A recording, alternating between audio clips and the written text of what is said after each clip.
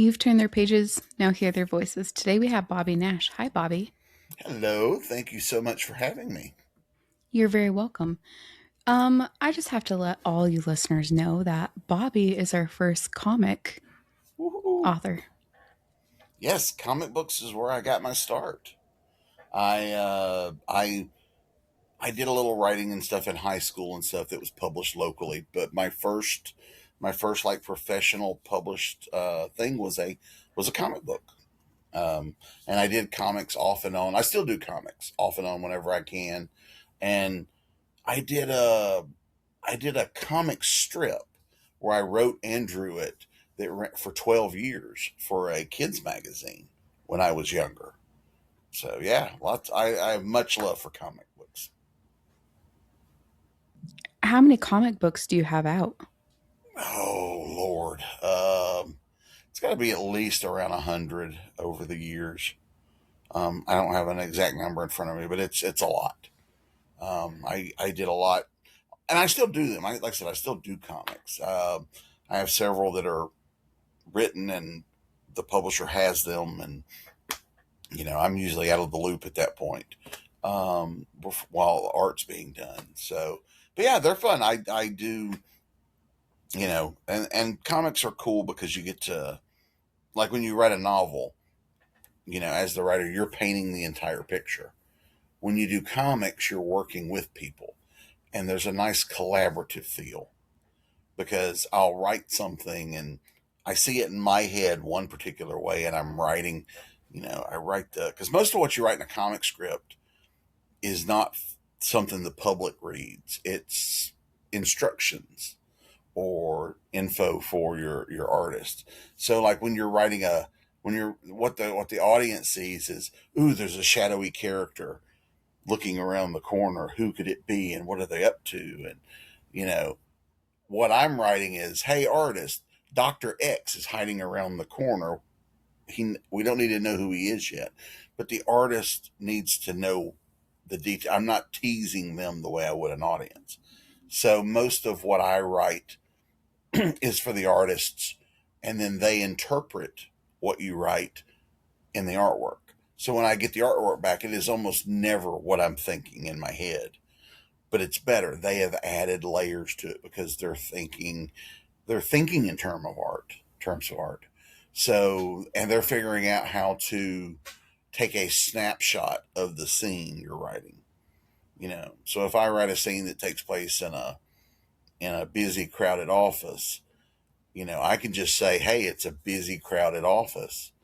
The artist then goes in, and all the people that the artist is drawing, milling about the office, has them doing things, which adds and tells a little story about those characters.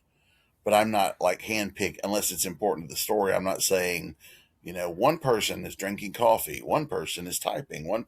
I don't have to. The artist is fills in those, and adds to the story. The artist can add emotion and things like that, and so that collaboration is a lot of fun. That's so much different than when you're writing a novel. Because when you're writing a novel or a short story, it's you. You're by yourself. You know, the only collaborator you really have is the editor, and that's after you're finished. So working in comics is a fun. It's fun because you're bouncing off other people and you're seeing how they interpret or how they're envisioning what you've written. So it's really cool. I love it. I write comics as often as a publisher will hire me. And you put the little comic. What are they called? The word balloons or the captions, Yes. and yes. Yeah. Well, what I do is I write. Now, if you ask 10 different comic writers, you're going to get 10 different answers to this. But what I do is because there's no set format. I write what's called a full script, which is usually here's the title, page one, page one, 6 panels. That's what I'm thinking. And I always tell the artist I'm not married to the panels. I just do it that way because you can see what I'm thinking. And then the artist, because I'm not, the artist can then go, you wrote six, but it works better as five. And I'm like, great, let's do five. And so I'll go in, I go, panel one, here's what's happening. And I'll write what's happening in that panel. And then I'll go ahead and write dialogue for the characters that are speaking. And so I do that. And so I turn that into the editor. Editor goes over it. It goes to the artist. And then the artist and I can, the artist will look through it. The artist will start doing like thumbnails or breakdowns to see how the story flows. And then the artist may come back and go, hey, I see we've got this here. Can we move this over here? It'll flow better. And so we can make those kind of adjustments because the art, because comics, the art is the main focus. So the artist can then, we can get that laid out. And then the artist goes off and the artist does their thing and draws it. The book is read. And then in terms of where the captions and stuff go, there's a couple of ways that can happen. Sometimes they just give it to the letterer and they figure out where the dialogue's going to go on the panel. Other times it'll come back to me and because I number the dialogue and captions per page. And so I can go on a copy they send me. Well, we do it on the computer now, but I can go put caption one here, dialogue two here, and I can actually lay out where I want those on the art. So the story, because as the way you read, you want to make sure you're reading, where you're following the word balloons, not having to jump over here and jump back. And so there's a lot of that, and we can determine where the captions and word balloons go. So sometimes I get to do that, sometimes I don't. So you released your first one in 1987, 92. 92. 92. Yeah. I did a little stuff in high school in the 80s, like local literary things, but like first, like working for a publisher was 1992. Yeah. I did a But couple you've been writing comics. so much longer than that.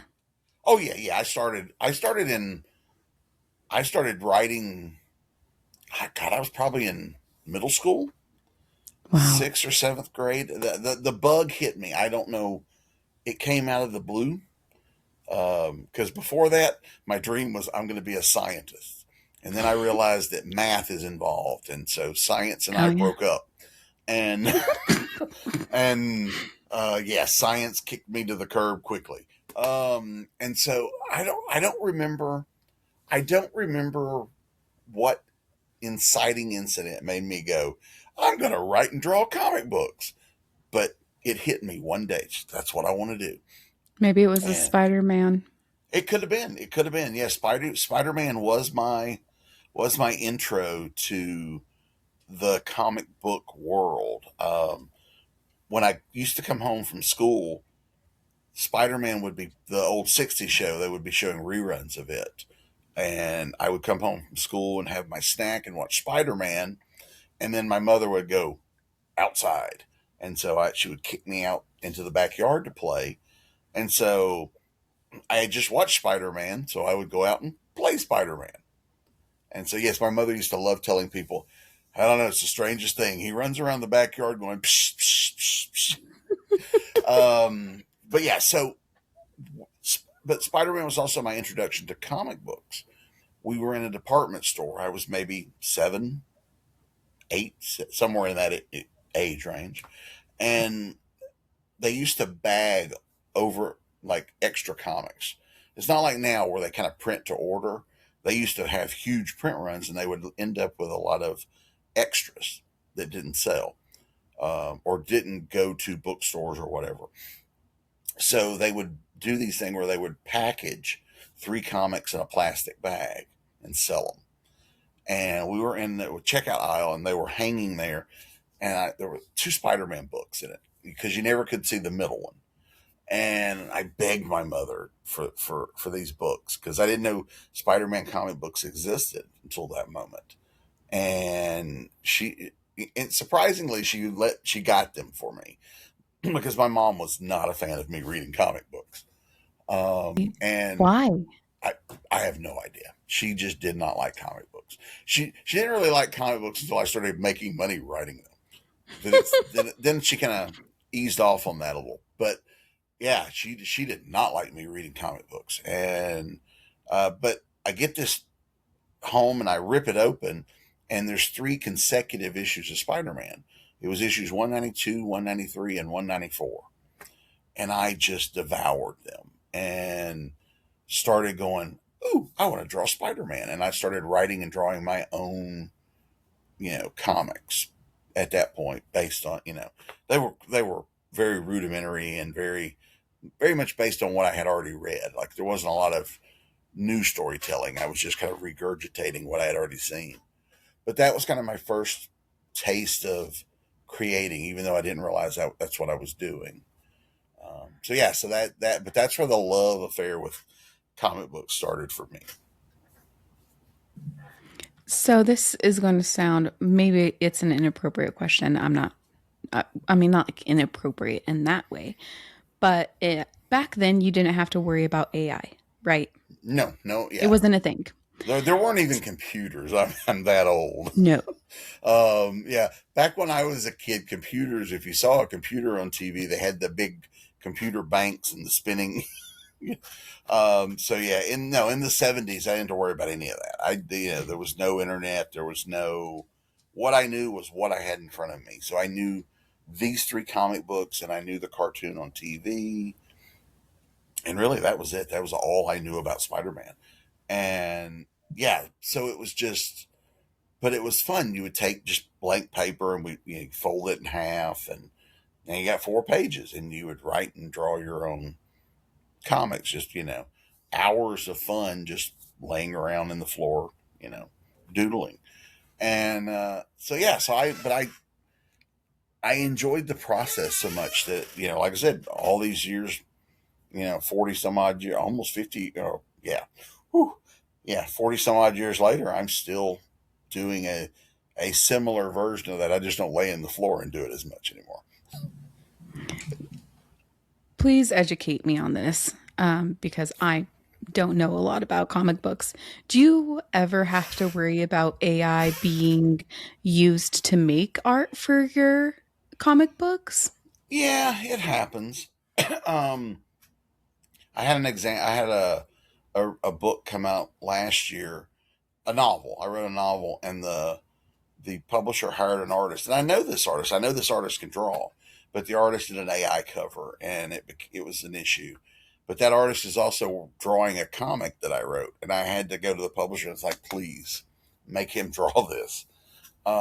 So yeah, it is a concern because there's a lot of pushback when it's used, and I also you know there's a part of me that's like, I love doing this, so why would I let a computer do it for me? I love doing these things. This is what I've worked really long and hard to get here, so I want to make sure that you know I'm enjoying it. If the robot wants to do something, give me one that'll clean my house. You know, give me one Hey, if that'll you find one that cleans the house, yeah. I need that. Yeah, you want to give me AI? I love, great. Build me Rosie the robot who can clean my house, cook my dinners, and so I can have more time to create. That's what. Yeah, yeah, yeah, Yeah. That yeah. used to be a And really so popular show back in the day. yeah, Rosie loved her. She was fun. She did all the work. She was sarcastic as crap, and but yeah, that's the kind of that's the kind of AI we grew up wanting. Rosie or Commander Data from Star Trek or so. We wanted those helpful robots. Now I get robots calling me on the phone or sending me emails, and it just irritates me. S- So Something that people might not know is you have over 200 published. mhm. Published stories. Yeah, I between comics and novels and short stories and full cast audio dramas. I've done a few screenplays that have been filmed. Yeah, there's like two. With the new book, I think the new book came out today. Uh, so I think it should be right at 225. I think. So I have to go check. I keep a file with all that in it, but I don't It's not. Yeah, I don't have it all memorized, but I believe it's like 60 novels or not novels or novellas. I kind of classify those together because I do a little of both. I do some full length, 100,000 word novels. I do some that are in the 60 to 70,000 word range.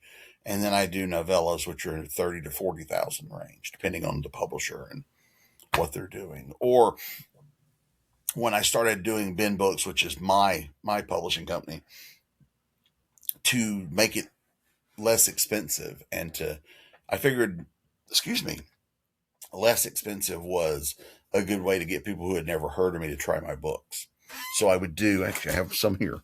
Um, I would do novella size, which is smaller, than the standard, And then every three of these I would collect, and then I could sell the collected edition, which is about the same size as a full length novel.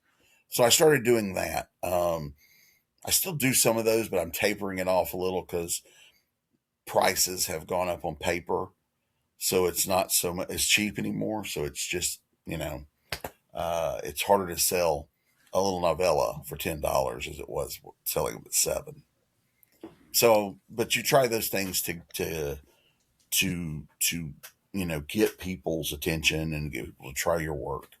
And it look when you're writing a small 30,000, 35,000 word novella, you can write that quicker and you can put out more books throughout the year. And so when you're building your own press, that kind of helps to keep stuff coming out.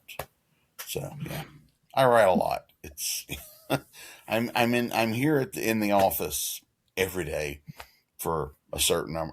The hours vary, but I'm pretty much in here every day.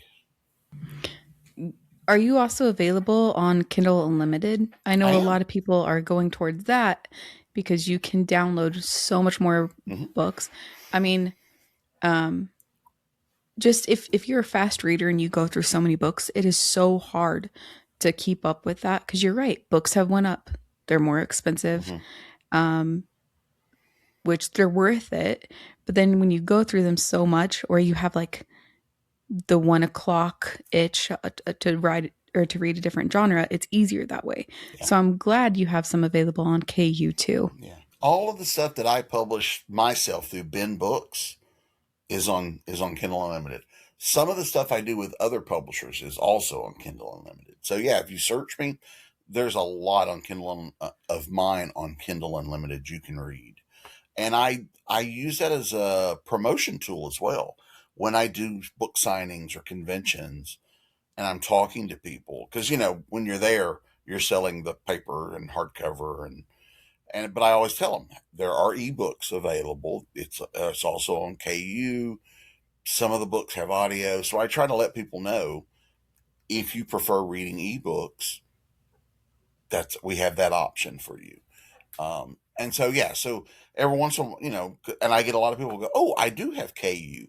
I'm like, great, they're there, and then I'll see. And what happens is because I see the page reads, I get the thing saying somebody's read this, and I'll see that okay, this person read this book that we talked about, but then I'll notice my other books start getting read through there. So my assumption is that person liked that and they've kept reading, and they'll go through like my whole you know book collection, which is awesome. It's cool to see that it's they didn't read one and go yeah it was okay and they go away. They keep reading. So yeah, so Kindle Unlimited is a wonderful because you don't make a lot of money in Kindle Unlimited. It's like they read 4 pages. I think you get a penny or something like that. So by the time someone reads it, it's like a third of if they'd have bought the ebook. But that's okay. It's not always about selling. It's about engaging a reader and getting them to try something, and especially because I'm not a household name. You're not most people I meet have never heard of me.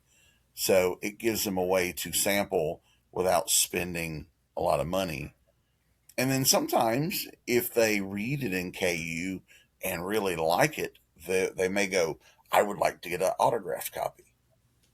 to to have on the shelf because so yeah, so it's all about getting the books in front of people. And so I try all different manner of promotional things. I do a lot of book signings. I do a lot of conventions.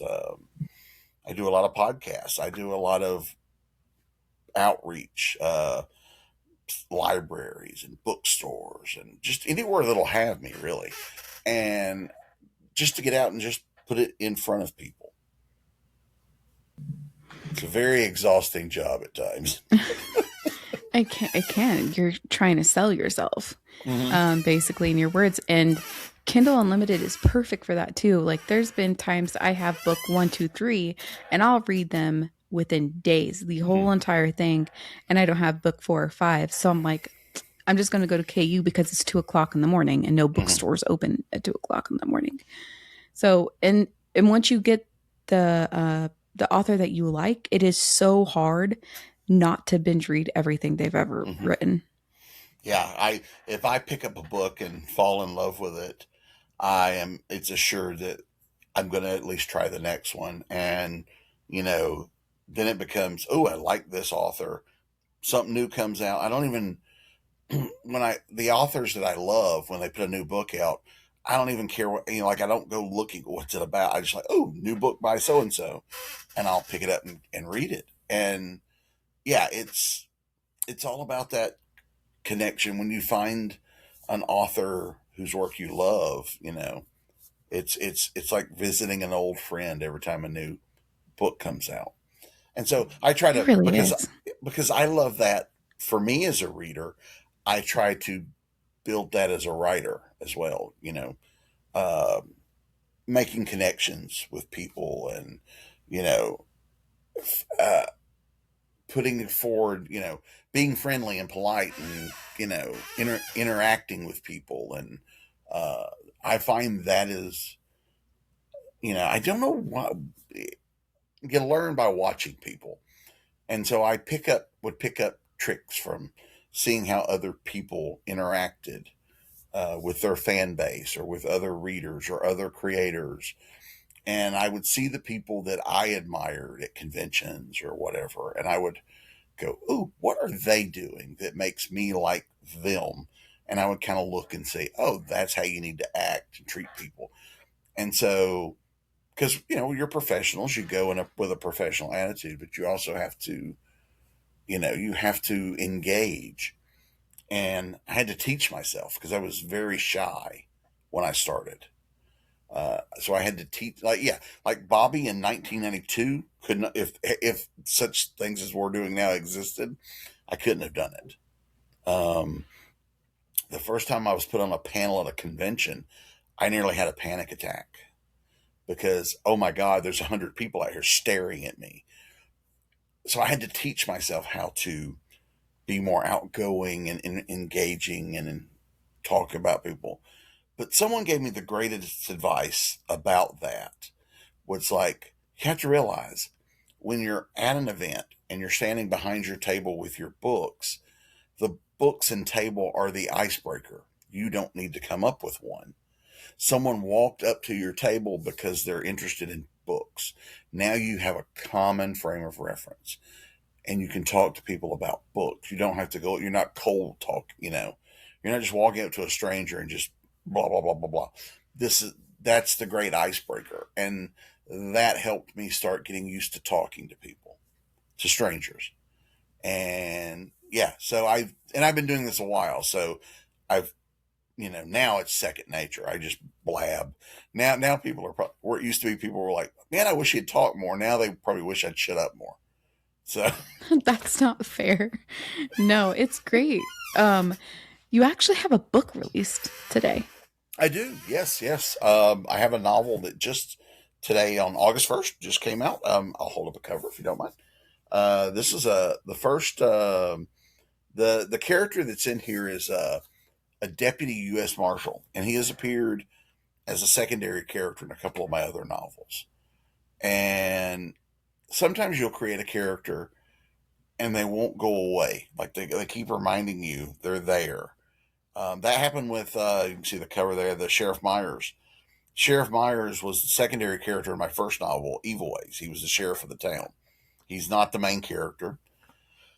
So I wrote this book, and I had this. I'm never going to use these characters again. I'm going to do another standalone. So my second book was called Deadly Games, and new cast of characters and all this. And then there's at one point they have to go out to a rural area.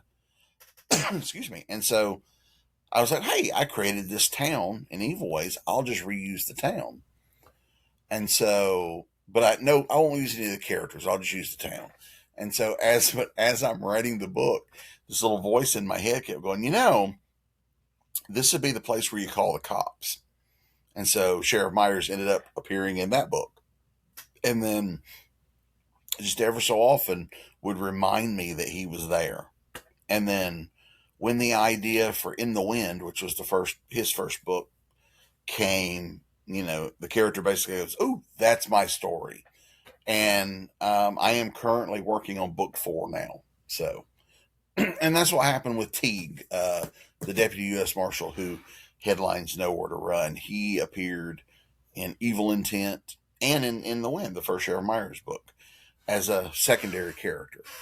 And so when the idea for Nowhere to Run came, and it needed someone tracking escaped fugitives, Teague was the natural fit.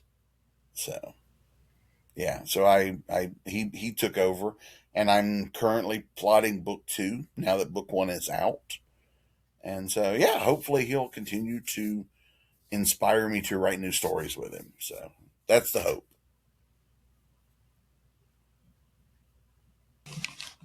I am so sorry about that, Bobby. That's all right. No, not a problem. There's always multiple things vying for our attention. I get it. Isn't that true? Yes. Yes, So you didn't. I had to train family members that by going like, look, when I'm working, creativity is not a faucet. You can't just turn it off, turn it on. If you're in the zone and you get knocked out of it, sometimes you're done. So I had to train my family. It's like, and friends, look, these are my work hours. Unless it's important, don't bother me. If it's important, absolutely bother me. But if it's not important, like my brother and I were roommates for a number of years, and I would be working, and he would come and knock on my office door and open it up, and I'd say, "Yeah, what's up?" And he goes, "Just wanted to say hi," and he'd close the door and walk away, and I was just out of my zone. So I had to kind of train people to like, yeah, leave me alone. I'm working. Oh, I'm about to But crash out. oh yeah, That's what I'm yeah, about to do. Oh yeah, yeah, because you're absolutely right. Like when you're in the zone and then your attention breaks, it's squirrel, yeah, and you're just irritated at that point. So you're just like, "F it," because in 2 seconds somebody else is going to need something. yeah. Um. And yeah, and So you have kids, which is even more. It's harder to ignore them. You know, yeah, we have 8. yeah, it's hard to ignore them, and they all want something at different times. Oh yeah. So, because I remember as a kid, I'm sure I drove my mother crazy, demanding her attention at all times. But yeah, it's yeah, one of the pitfalls of the creative life is when inspiration hits, or when you get in that zone and you are just everything is popping and your fingers are just it's like that Kermit the Frog thing where you're just the words are flowing, the characters are talking, and you're having great, and then someone says something and it just goes poof, you Has know. there ever been a point where you've been writing and then you get distracted, and then your story goes completely different to how you were originally going to do it? Oh, all the time. And it's not always distraction. Sometimes it's the characters. I learned very early on to trust my characters. And part of that is I don't think of them as characters. I mean, when I talk about them, I say characters. But to me, Sheriff Myers is a real person. He is a living, breathing person. Snow is a real person. They have a unique voice that's all theirs. So when I hear them talk, they don't all sound like me. And so I stop thinking of them as characters. These are real people. And so when I am writing, especially their dialogue, I want it to be sound like them. And I know this makes it sound crazy, but I listen to what they're saying in my head, and that's what I write down. That's not crazy at all. And sometimes things will come out as you're writing dialogue that becomes an aha moment for me, the writer, because some obviously in the back of my mind, subconsciously, it was there because it all comes out of here. But I've surprised myself in dialogue or in actions where a character does something that was not the plan. And 99.9% of the time, those surprises make the story better. Um, whether it's in Deadly Games, one of the villain is saying he's communicating with them through a TV, through a monitor, kind of like we're talking here. He is communicating with them that way, and so they're not in the same room, but the hero and the villain are having this, this communication bit, and the villain says something in the dialogue that revealed a big thing about the hero that I hadn't intended, and made their rivalry more personal and more exciting because this thing happened. But it wasn't something I had planned. It just kind of came out of them talking. Um, in one book series, I won't say which in case anybody's reading them, I don't want to spoil it. But in one book series, I had a villain in book one who gets away. And I knew a few books later, we run into him again. And then a few books later, we're going to have the final thing where they meet, and the hero can take down the villain. And then there would be other stories between them. And so at the, and so the way I would do the series, you get a one and done story, and then at the end I would do an epilogue, which would lead you into the next book. If you wanted to keep coming back, here's where we're going. And at the end of book three, I have one of the side characters, who is a friend of the main character. They're investigating this place, and they find a dead guy, and the dead guy is the main bad guy, who I plan to keep around for three more books. Um, but that character told me it was time for him to die, and so it was a great twist. It got readers excited, but I started panicking because what the hell am I going to do now?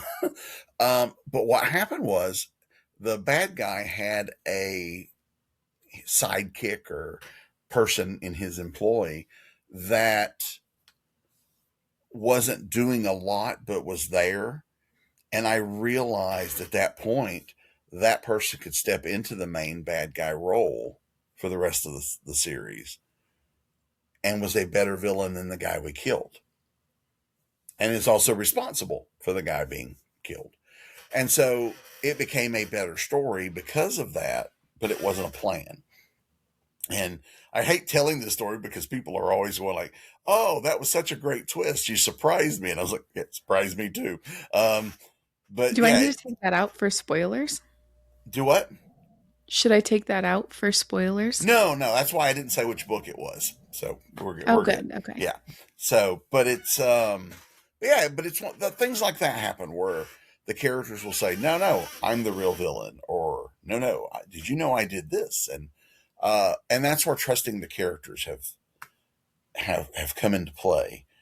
And yeah, so that helps a lot with the writing when you're doing the characters. And I forgot the question you asked. I'm so sorry, but Oh, no, don't be sorry. it's Do you grieve your characters? Because for most of us, or some of us, I shouldn't be speaking for several people, um, but you live your book. You're in your book. These are your friends. hmm I know that might sound weird to some non-readers or to people in general, but you just get so in it that they become like you lived it. Like that was Mhm. a huge part of your life or your days, but it's so real to you.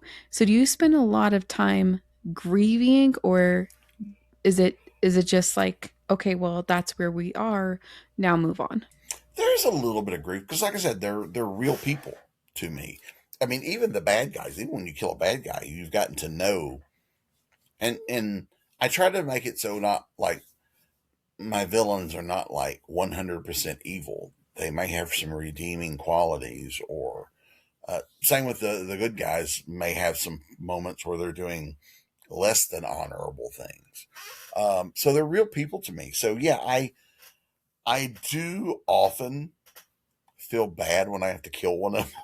It sounds so weird, but I do feel bad when I kill some of them, and sometimes I regret it later. It's like, man, I should have kept that person around, or but ultimately, I have to do what's best for the story, and so yeah. So and then what makes us as readers fall in love with the characters is seeing how they deal with these things.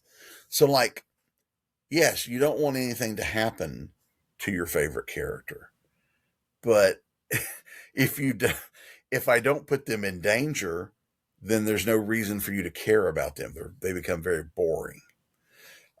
In the Snow series over there, a fan favorite character is his grandfather, Archer.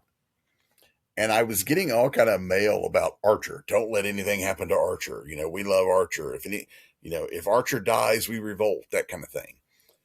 And so I get all this.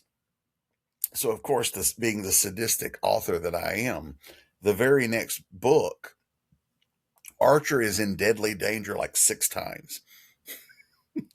He lives, you know. I don't, you know, I know better than to anger the fan base, but I put him in so much danger because they love him, you know.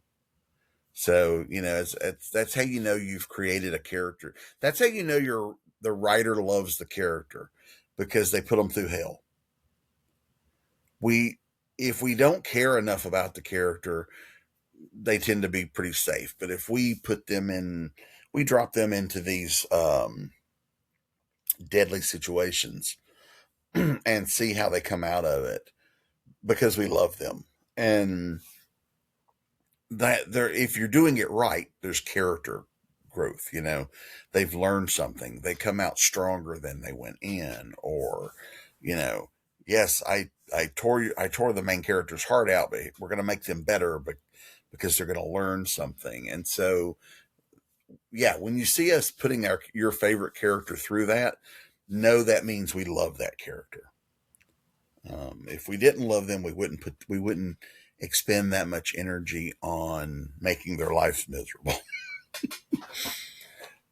It's a toxic relationship between a writer and his characters. Yeah, it's No, it very much is, but I think it shows just how talented you guys are.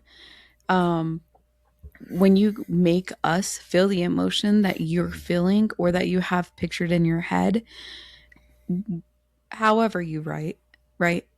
But you pack so much emotion into it and you get us just as involved. Mhm. Honestly, I think that's the best feeling is when not only we can cuss you out, we can cry with you, we can laugh, we can feel all the emotions you're wanting to make us feel. Yeah, you can because you can fall in love with a fictional character, and that's when that happens.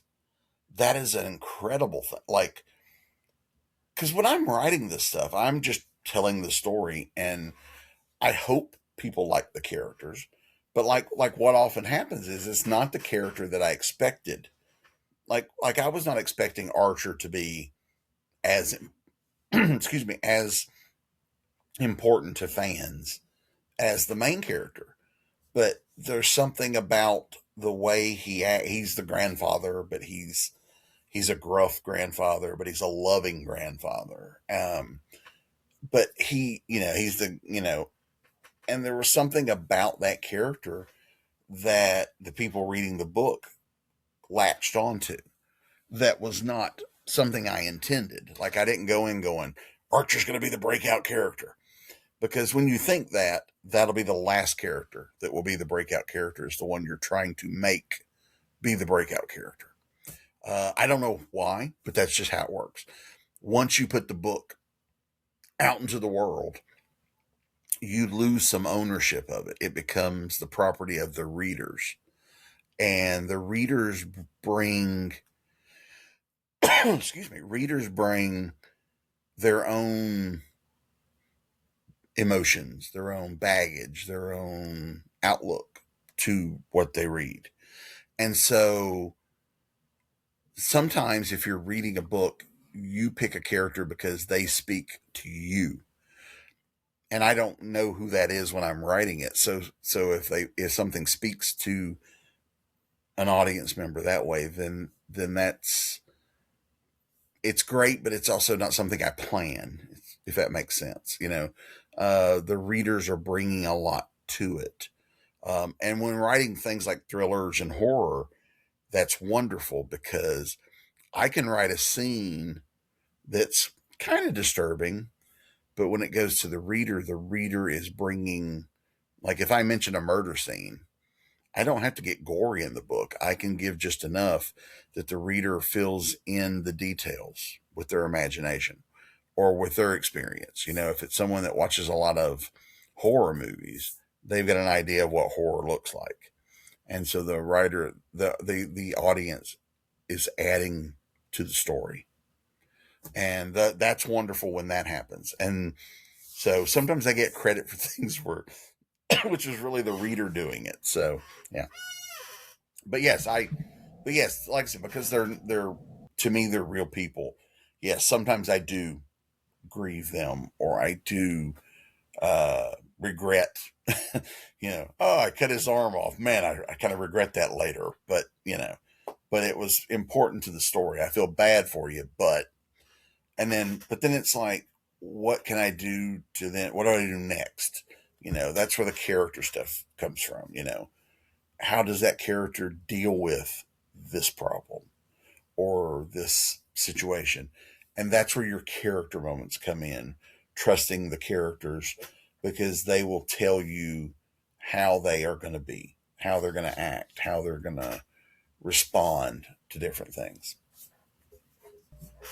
Do you get lost in your own world, like where you just start, staring Probably. at the wall or, you know, because like Yes. you can't just shut your creative brain off. Oh no, no, no. They talk to me all the time, and I do so many different things, that so many different genres and different titles. So I have a lot of characters, and sometimes they'll argue with each other on who gets to pester me first. But no, scenes come to me. I am constantly um, jotting down scenes. If I'm not home, especially when I'm not home, or when I go to bed, that's when they start yapping at me. And so I will write. I will open up my phone. I'll open up email, and I will just write the scene in an email and send it to myself. Or I take the tablet with me, and I've mastered the art of holding it and typing with one hand, and I can type chapters or whatever and send to myself, or scenes that come to me when I'm not home. Because the greatest lie any writer will tell themselves is, I'll remember that later. Never happens. And so, or you'll remember bits of it, but it won't sound the same. So I am constantly being interrupted from things. Um, Never fails. Go to bed, lay down at night, just get almost asleep. Scenes pop into your head, and you get up and, you know, I lay the phone down, go back to sleep. They start talking again. You get up and, um, and so yeah, so stuff like that always. And before that, I used to carry notepads with me before cell phones were a thing. Yes, I am that old. Um, I used to come home from my day job, and I would pull like wads of like scrap paper out of my pocket because I had jotted notes and stuff. Not thinking, why don't you just carry a notebook?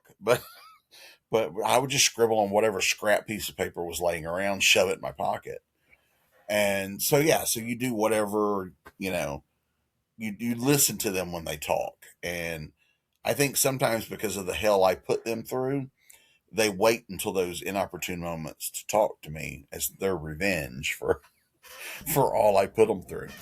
But The best yeah, part is when you're comfortable in bed and you're right falling asleep and then your brain starts going and you're like, "Oh, all yeah, I wanted to do was get some sleep," but you won't remember it. You'll yeah, think you will, but you yeah. won't. And I've tried different things over the years. I was told once to keep a tape recorder by your bed. I tried that. That doesn't work. Didn't work for me. I did the speech to text thing once in bed, and I got up the next morning going, "What does this say?" So, but yeah, it's just and I'm I have to turn it off. Um, so like I can't work, stop writing, and go to bed. My brain needs downtime. So kind of what I do is, like last night, I worked till about 1, and so I go and I'll watch a little TV. And usually it's either a movie or a lot of times what helps is watching something I've seen before because you don't have to be laser focused because I already know what's happening, you know, and you can kind of just relax. I also do artwork at night while I'm watching TV, which kind of helps relax me. I do. I wish I had one handy, but I do these bookmarks. They're original art bookmarks that I sell at conventions and whatnot. And I'll go.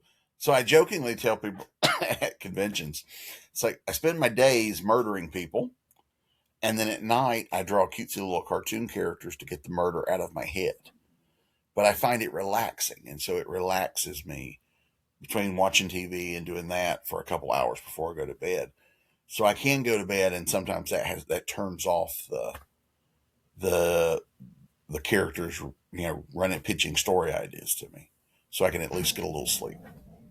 Do you find that artists in any kind of format, whether it be, drawing or writing, any creativity, right? The the itch, like the bug, gets them specifically at night. Do you see that? Yeah, I think it's just because we're not actively thinking about it, and our subconscious kind of gets to working because sometimes we can overthink things. I get the question all the time about writer's block. Like I personally don't. I've never had it. I don't. I don't ascribe to it, but I've never not been able to write. My problem usually when I don't is either I'm something else is on my mind or I'm stuck on a plot problem. It's not that I can't write, it's just like I've got a problem I haven't solved. And sometimes You ever stepping had away, writer's block? no, What? no, I have never been able to sit down and go, I just don't know how to write today. Now I've had days where I just don't feel like it. I mean, but if I went and sat down and I could still work. So I guess because I've never thought about it, I just go, this is my someone told me once that if you wanted writing to be your career, you had to treat it like a job, which was an eye-opening moment for me because before that, I wrote when I felt like it. I wrote just whenever an idea hit me or the urge hit me, and I was writing less than I was doing other stuff. And so the desire to do this, that advice landed. And so I because it's my job, I have to go to work every day, whether I feel like it or just like any day job. I got to go whether I feel like going or not. And so once that was, once I got that mindset settled, now if I go in, like, even if I don't feel like it, if I go in and I sit down and I start working, I can work. You know, I can, I make myself inspired by sitting down and doing it. But when I do get stuck, it usually means I've run into a plot point I can't haven't solved yet. And what happens is I work on multiple projects at a time. Like right now, there's like 6 things in various stages on my laptop here. If I get stuck on the new snow book, for example, okay, I'll stop. I can do one of two things. I can go, okay, I'm going to work on the next Sheriff Myers thing, and I'll go over here and work on it because I'm not stuck. The story's not stuck for me anywhere, so I can start writing and keep going. Or if I really need to work on this, I go take a walk around the block. I'll go do the dishes. I'll go fold laundry. Something where it's not actively, you're not actively thinking a lot. And while you're doing these things, your subconscious works that problem. And usually, halfway around the block, my brain goes, got it. I know how to solve that. And then you rush back home to do it while you still remember it. And so that kind of stuff happens. So usually when I get bogged down, it's that. It's stories. Something's not working in the story, and I just don't. I don't know what. Because sometimes we you can't see it, and so it's either that or it could be something not related to the work. You got a sick parent, or you broke up with your girlfriend, or any number. There could be outside influences that are taking up space in your brain, and your focus. It's dragging your focus away from something else. That kind of stuff. And some of that you can't really do anything about, other than deal with it. But yeah, it's not that you can't write. It's like something else is just getting in the way. And so once I solve those problems, and I've trained myself. I've been doing this long enough. I've trained myself. So like I'm sitting here in my office now. If I come in my office now, it's also my living room because all my TV and stuff is over there. So, but it's and the library, But I've got a TV on. But if I come in this room, I've trained myself that I immediately go and sit down at the desk. There was one day, my dad and I had gone to lunch, and when I came home, I was like, you know what? I've been working really hard. I'm going to take the day off. I'm going to catch up on some reading, maybe watch a movie. This was my plan. So I walked into my office. 3 hours later, I realized I was working because I've just trained myself so much that if I walk in here, I sit down and go to work. And I was like, yeah, it's like 3 hours later, I'm like, wasn't I taking the day off? So Not that, today. yeah, so it's a lot of it's training. A lot of it's, because because it is my job and I treat it like a job. I can't wait for inspiration to strike. I can't wait for the muse to say, "Here's an idea." I have to work. I have deadlines. Publishers and readers don't care about your muse and your inspiration. They just want the book on time, you know. And so I've taught myself how to go to work. You know, it's like that's actually how I refer to it. Hey, I'm going to work. Because that sounds more I'm going to work as opposed to I'm going to go write something. That's it's a different mindset. I heard a I forget who I can't remember who I hear some of this stuff from, but I remember hearing this thing once that it's a mindset. Like it's how you think about it. Like you can go, oh, I got to go write today, or oh, I got to go work today. Um, but you can also say it as, ooh, I get to go write today. There's a difference in I've got to or I get to, you know. And so I worked for many years at day jobs and wanting this, striving for this. I wrote my first novel on my lunch break every day for over a year, probably. 20 minutes a day while I'm at lunch typing on my laptop. So I worked really hard to get here. So I want to make sure that I don't want to get here and then screw it up by not doing the work. So that's kind of the mindset I had to give myself. And so, but it also helps you be prolific. You do more stuff because you're writing more often. So yeah, because I get that joke a lot. A buddy of mine actually turned it into a drinking game. It's like every time somebody calls you prolific, we're going to take a shot. And I'm like, there are some interviews I do where, yeah, you're going to get plastered because I hear that word a lot. But yeah, but it's just a mindset. But we all have different experiences in life. Like I said, you have children. That sucks up a big chunk of your time. That you can't just not do that. If you've got a day job, that's 8 to 10 hours of your day that you can't be writing, but there's nothing you can do about that. So you have to learn how to work around those things.